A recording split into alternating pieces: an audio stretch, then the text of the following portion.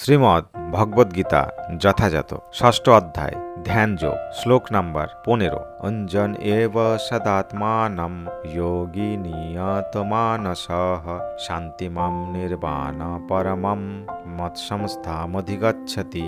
শব্দার্থ: ইঞ্জন অভ্যাস করে এবং এই প্রকার সদা সর্বদা আত্মানম দেহ মন ও আত্মাকে যোগী নিয়ত মানস সংযত চিত্ত শান্তিম শান্তি নির্বাণ পরমম জড়বন্ধন মুক্ত মত সংস্থাপম চিত্তগত চিত্তজগৎ অধিগচ্ছতি প্রাপ্ত হন। অনুবাদ: এভাবেই দেহ মন ও কার্যকলাপ সংযত করার অভ্যাসের ফলে যোগীর জড়বন্ধন মুক্ত হয় এবং তিনি তখন আমার ধাম প্রাপ্ত হন। তাৎপর্য: যোগ অনুশীলন করার পরম উদ্দেশ্য এখানে স্পষ্টভাবে ব্যাখ্যা হয়েছে। জড়জগতের সুখ স্বাচ্ছন্দ্য লাভ করা যোগ সাধনের উদ্দেশ্য নয়, পক্ষান্তরে জড়জগতের বন্ধন থেকে মুক্তি লাভ করাই হচ্ছে যোগ সাধনের প্রকৃত উদ্দেশ্য। স্বাস্থ্যের উন্নতি সাধন করা অথবা লৌকিক সিদ্ধি লাভ করার জন্য যোগ অভ্যাস যে করে, ভগবদ্গীতায় তাকে যোগী বলে স্বীকৃতি দেওয়া হয়নি।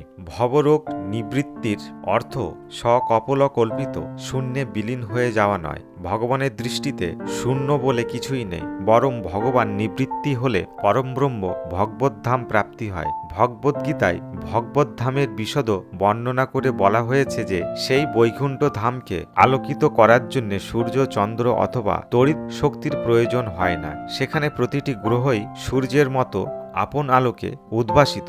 ভগবদ্ধাম সর্বব্যাপক, কিন্তু পরম ব্রহ্ম এবং সেখানে অবস্থিত গ্রহলোককে পরম ধাম অথবা উৎকৃষ্ট ধাম বলা হয়। যে যোগী তার যোগ সাধনায় সিদ্ধিলাভ করেছেন তিনি সর্বতোভাবে ভগবান শ্রীকৃষ্ণকে জানতে পেরেছেন। তার সম্বন্ধে ভগবান বলেছেন, মচ্চিত্তঃ মৎপরঃ মৎ স্থাপনম। তিনি যথার্থ শক্তি লাভ করেন জীবনানন্তে কৃষ্ণলোক বা গোলক বৃন্দাবন নামক তার পরম ধামে প্রবেশ করার যোগ্যতা অর্জন করেন। ভগবানের আলয় গোলক বৃন্দাবন সম্বন্ধে ব্রহ্মসংহিতাতে পঞ্চম অধ্যায়ের 37 নম্বর শ্লোকে বলা হয়েছে, গোলক এব নিবস্তস্য খিলায়াত্মভূত।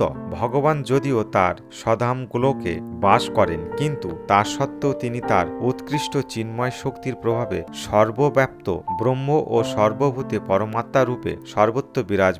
স্বয়ং ভগবান শ্রীকৃষ্ণ এবং তার স্বয়ংস্ব প্রকাশ বিষ্ণু সম্বন্ধে সর্বতোভাবে অবগত না হলে কোনো অবস্থাতেই ভগবানের নিত্য আলয় বৈকুণ্ঠ লোক অথবা গোলক বৃন্দাবনে প্রবেশ করা যায় না। তাই পূর্ণরূপে কৃষ্ণ ভাবনাময় হয়ে যিনি ভগবানের সেবা করেছেন তিনি হচ্ছেন প্রকৃত যোগী, কারণ তার মন সর্বতোভাবে ভগবান শ্রীকৃষ্ণের চিন্তাতেই মগ্ন।